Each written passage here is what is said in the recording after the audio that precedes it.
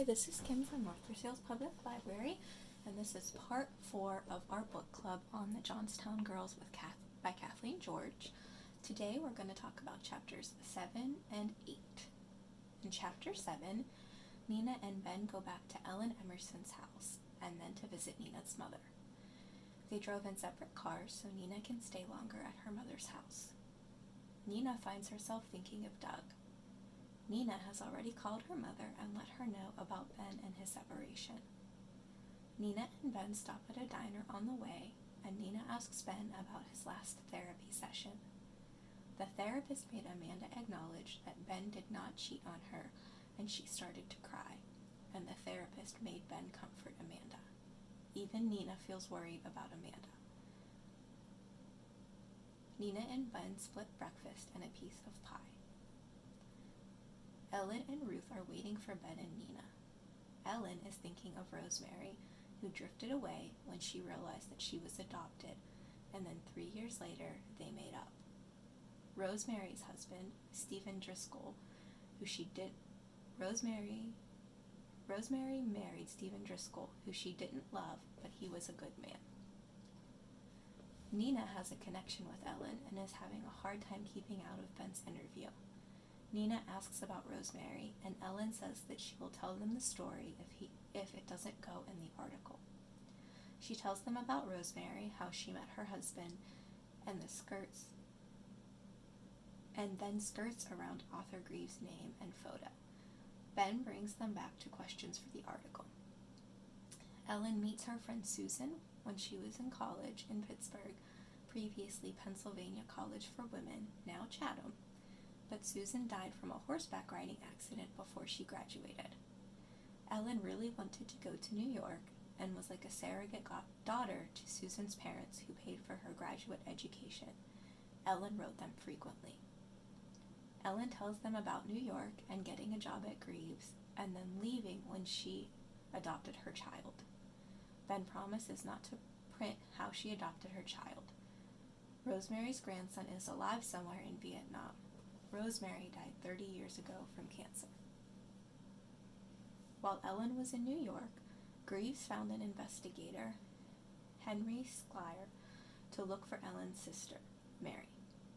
They said that she was adopted as Mary Wilson and died in a fire in Idaho when Mary was 27. Ellen tried to contact him later, but he had passed away. Ellen has visited the site of the flood twice, once with her husband and once after he died.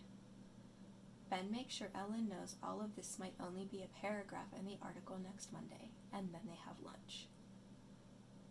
Nina, Ben, and Nancy go to dinner at Rizzo's, and Nina encourages Ben to ask her mom about her grandmother in the 1936 flood and her mom in the 1977 flood.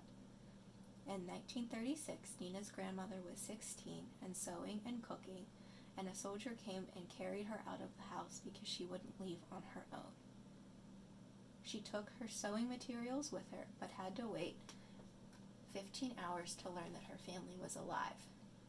She used her sewing materials as a shawl and got business from the other evacuees. Nina's grandmother died 3 years ago. Even her sewing machine and pot of soup survived the flood. In 1977, Nina was on a school trip, and her boyfriend Bobby, who's now engaged and in medical school, drove them back when no one was supposed to be going back yet. Nina found her mother at the hospital, helping the army truck take water into the hospital. Her father's store was looted, and a sewing machine went missing. Ben didn't take any notes, and Nina doesn't expect him to include any of this in the article. Nina and her mother go to church. Ben is staying at Nancy's house to work on his article. Nina keeps thinking of Doug. Nina and Ben stay in Nina's old room. The next day, Ben and Nina go to the park service to watch a film about the flood. Then they drive through the flood path. Then they get back and have Easter dinner, and then Ben leaves for home. Chapter 8. Ben's second article about the flood is out.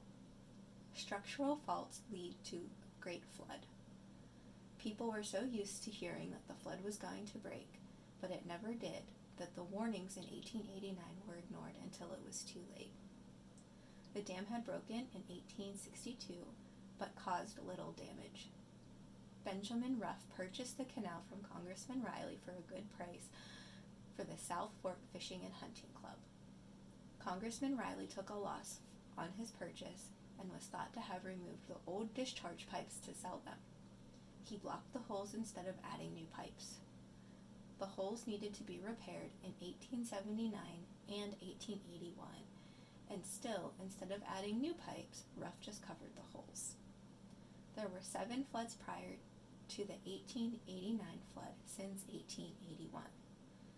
Daniel Morrill joined the club and brought in John Fulton for inspection of the dam.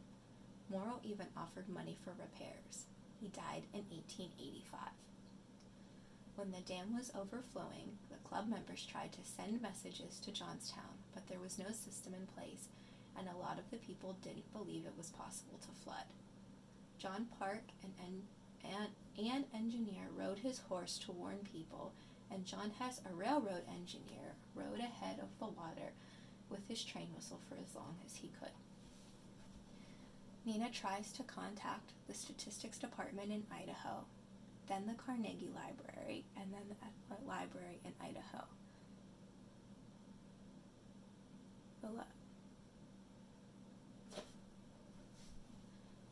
Nina tries to contact the statistics department in Idaho, and then the Carnegie Library, and then the library in Idaho.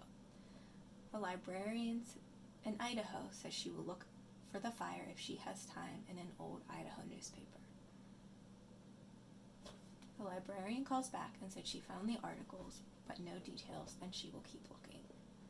Nina and Nancy go to visit Ellen and bring her Easter dinner leftovers.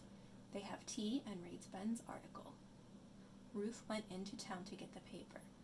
Nina tries to find out more about the investigator and Idaho. Nina hears back from the Idaho librarian, and Nina does think it's possible Mary Wilson is not Ellen's sister Mary. Ellen is thinking of Rosemary.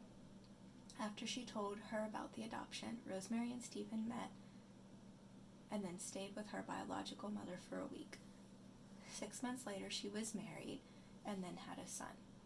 Stephen did not have to fight in World War II, though many of Ellen's students did. Ellen's husband only lived for 3 years after that. Rosemary's son died from drugs after he came home from fighting in Vietnam. Ellen really likes Nina and Nancy. Early the next morning, Nina heads home. She and Ben talk about his article. He tells her that he was able to confirm Paul and will use him as another survivor's story, and that he won't be doing the other 2 floods. Nina asks him how last night went seeing the boys and being around Amanda. And tells Ben maybe he should give Amanda a chance before they decide what's going on with them. They will talk more tonight. And we'll see you at the next book club for chapters 9 and 10.